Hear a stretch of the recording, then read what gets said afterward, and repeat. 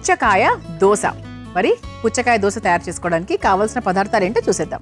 పుచ్చకాయ దోశ తయారు చేసుకోవడానికి కావాల్సిన పదార్థాలు: నానబెట్టుకున్న బియ్యం 1 కప్పు, నానబెట్టుకున్న పెసరపప్పు 1 కప్పు, నానబెట్టుకున్న మెంతులు 2 టేబుల్ స్పూన్లు, పుచ్చకాయ ముక్కలు 1 కప్పు, అల్లం ముక్కలు 2 టేబుల్ స్పూన్లు, పచ్చిమిరపకాయలు 3, ఉప్పు తగినంత, నూనె 2 టేబుల్ స్పూన్లు. పుచ్చకాయ దోశ తయారు చేసుకోవడానికి కావాల్సిన పదార్థాలన్నీ కూడా రెడీగా ఉన్నాయి.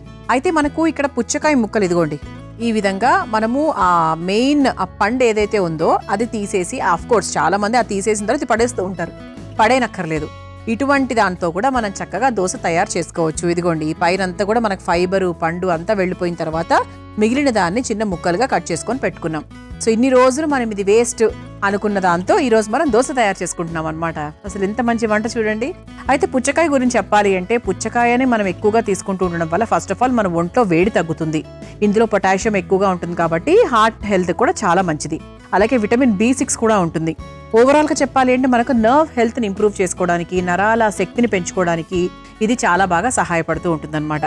మరి ఈ రోజు మనం దాని తొక్కతో ఆల్మోస్ట్ చెప్పాలి అంటే దోశ తయారు చేసుకుంటున్నాం. అది కూడా మనకు బ్రౌన్ రైస్తో చేసుకుంటున్నాం కాబట్టి మన క్యాలరీస్ తక్కువగా ఉంటాయి, వెయిట్ తగ్గిస్తుంది, వెయిట్ విషయంలో హ్యాపీగా తినచ్చు.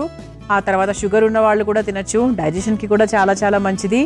ఓకే, జాయింట్ పెయిన్స్ ఉన్న వాళ్ళు కూడా బ్రౌన్ రైస్ ఎక్కువగా తినాలి అని చెప్తూ ఉంటారు. మనకి బ్రౌన్ రైస్ కూడా ఏంటి అంటే మనకి నర్వ్ హెల్త్ని ఇంప్రూవ్ చేయడానికి మనకి బ్రౌన్ రైస్ కూడా చాలా మంచి పాత్ర పోషిస్తుంది. కాబట్టి మరి అటువంటి చక్కటి బ్రౌన్ రైస్తో అలాగే మనకి పుచ్చకాయ తొక్కతో మనం ఈరోజు దోశ తయారు చేసుకోబోతున్నాం. అయితే ఫస్ట్ మనం ఈ పిండిని ఎలా రెడీ చేసుకోవాలి, ఏమేమి వేస్తున్నాము అంటే మన ముఖ్యమైన పదార్థం ఏంటి ఇందులో అంటే పుచ్చకాయ ముక్కలు ఇంత వేస్తే సరిపోతుందండి. ప్రస్తుతానికి నేను వేసే దోశకి ఈ క్వాంటిటీ సరిపోతుంది. ఆ తర్వాత ఇందులో నానబెట్టుకున్న పెసరపప్పు, ఓకే, దీనికి తగ్గట్టుగా వేశాను. ఆ తర్వాత నానబెట్టుకున్న బ్రౌన్ రైస్,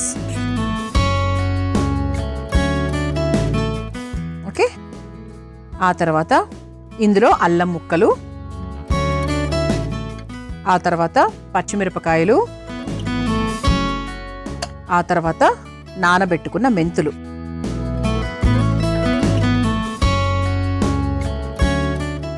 అలాగే ఇక టేస్ట్కి సరిపడా ఉప్పు. మనము పిండి రుబ్బుకున్న తర్వాత కూడా వేసుకోవచ్చు, అప్పుడు ఇంకా కరెక్ట్గా తెలుస్తుంది యాక్చువల్లీ. ఇప్పుడు ఈ మిశ్రమాన్ని చక్కగా ఏమాత్రం నీళ్లు ఉపయోగించకుండా, ఎందుకంటే ఆల్రెడీ నానబెట్టినవే ఉన్నాయి సగం ఇందులో. ఇంకోటి ఏంటి అంటే పుచ్చకాయ, దాంట్లో కూడా మనకు నీరు శాతం ఉంటుంది కాబట్టి నీళ్లు పోయాల్సిన అవసరం నాకు తెలిసి అస్సలు లేదు. సో చక్కగా నేను రుబ్బుకొని తీసుకొచ్చేస్తానండి దోశ పిండిలాగా. ఆ తర్వాత దోశ వేసేసుకుందాం. ఓకే, చూసారా ఇలా చక్కగా పిండి రెడీ చేసేసాను. ఇందులో ఎటువంటి నీళ్లు ఉపయోగించలేదండి. సో చక్కగా రెడీ అయిపోయింది. ఓకే, ఇప్పుడు మనము స్టవ్ వెలిగించేసుకుందాము. తవ్వ వేడవుతుంది.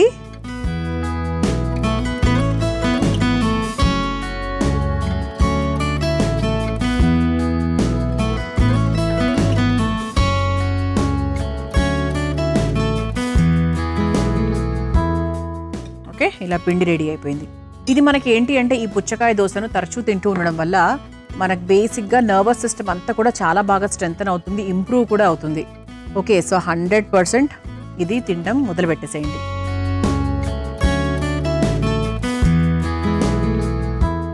ఓకే, ఇప్పుడు మనం తవా మీద కొంచెం నూనె వేసుకుందాము గ్రీజింగ్ కోసం.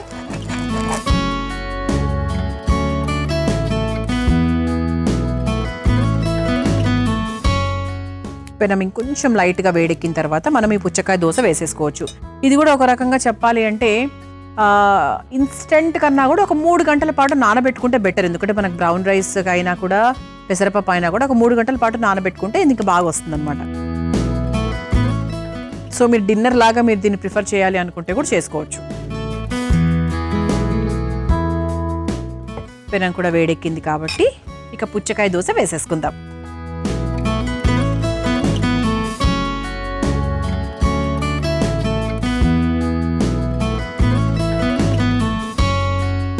దీంట్లో చక్కగా నూనె వేసుకుంటూ ఈ పుచ్చకాయ దోశను కాల్చుకోవచ్చు. సిమ్లోనే పెట్టుకోవాలండి. దీని రంగు మాత్రం పెద్ద మారుతుందని నేను అనుకోవట్లేదు, ఎందుకంటే కలర్ మారేటట్టుగా మనం ఏవి వేయలేదు. రైస్ వేసాం, మెంతులు వేసాం. కోర్స్ కరకరగా ఉంటుంది కానీ రంగు మాత్రం పెద్ద మారదేమో అనుకుంటున్నాను. చూద్దాం. చూసారా? ఎస్, రెండు వైపులా కాలిపోయింది కాబట్టి ఇక మనం సర్వింగ్ ప్లేట్ లోకి తీసేసుకోవచ్చు. చక్కగా మనం ఎలా వేస్తే అలా వచ్చింది చక్కగా మన దోశ.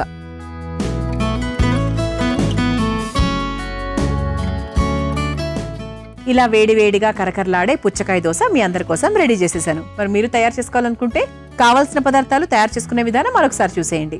పుచ్చకాయ దోశ తయారు చేసుకోవడానికి కావాల్సిన పదార్థాలు: నానబెట్టుకున్న బియ్యం 1 కప్పు, నానబెట్టుకున్న పెసరపప్పు 1 కప్పు, నానబెట్టుకున్న మెంతులు 2 టేబుల్ స్పూన్లు, పుచ్చకాయ ముక్కలు 1 కప్పు, అల్లం ముక్కలు 2 టేబుల్ స్పూన్లు, పచ్చిమిరపకాయలు 3, ఉప్పు తగినంత, నూనె 2 టేబుల్ స్పూన్లు. పుచ్చకాయ దోశ తయారు చేసుకునే విధానం: ముందుగా ఒక మిక్సింగ్ బౌల్లో పుచ్చకాయ ముక్కలు, నానబెట్టుకున్న పెసరపప్పు, నానబెట్టుకున్న దంపుడు బియ్యం, అల్లం ముక్కలు, పచ్చిమిర్చి, నానబెట్టుకున్న మెంతులు, సరిపడా ఉప్పు వేసి మెత్తగా దోశ పిండిలాగా రుబ్బుకోవాలి. తర్వాత స్టవ్ వెలిగించి తవ్వాకి నూనె రాసి వేడి చేసుకుని సిద్ధం చేసుకొని పెట్టుకున్న పిండిని దోశలాగా వేసుకుని నూనెతో 2 వైపులా కాల్చుకొని ఒక సర్వింగ్ ప్లేట్లోకి తీసుకుని సర్వ్ చేసుకుంటే పుచ్చకాయ దోశ రెడీ.